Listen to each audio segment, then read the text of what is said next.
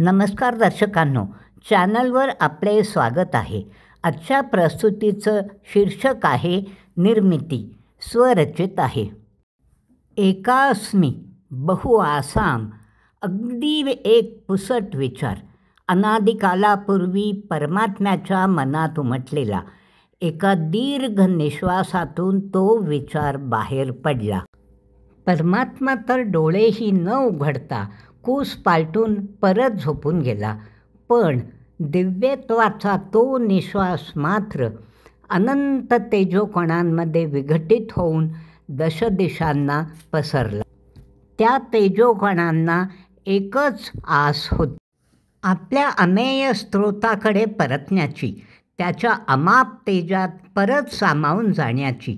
या कणविखुरणीला एकत्र करण्यासाठी परमात्म्याचे 5 पाईक, ती पंचमहाभूतं कार्यरत झाली. आपल्या सर्व शक्तीनिशी ते पाईक त्या ऊर्जाकणांना आवरणांमध्ये बांधू लागले. परतीच्या प्रवासासाठी. झालं वेगळंच. पंचतत्वांच्या धाग्यांना दिव्यकणांच्या ऊर्जेने भरून टाकलं आणि भारून टाकलं.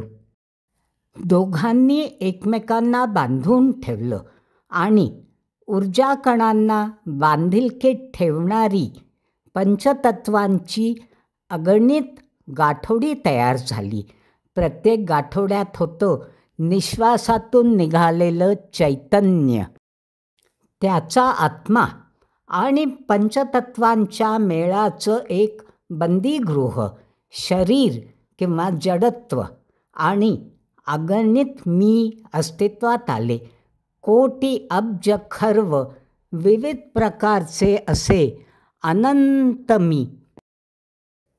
नक्षत्रांचे, सृष्टीचे, जीवजंतूंचे, जलचरांचे, पक्ष्यांचे, अशा सर्व प्राणीमात्रांचे मी.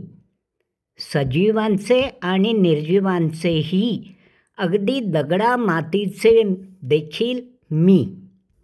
विविध प्रकारचे मी. आणि सुरुवात झाली विश्वाची. विचारवंत म्हणतात आणि शास्त्रज्ञ प्रतिपादन करतात की एका अतिप्रचंड स्फोटातून विश्वनिर्मिती झाली. हाच तो स्फोट.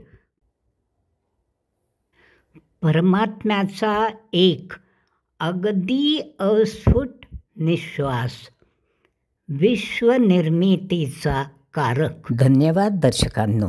व्हिडिओ आवडल्यास जरूर शेअर करा ही विनंती.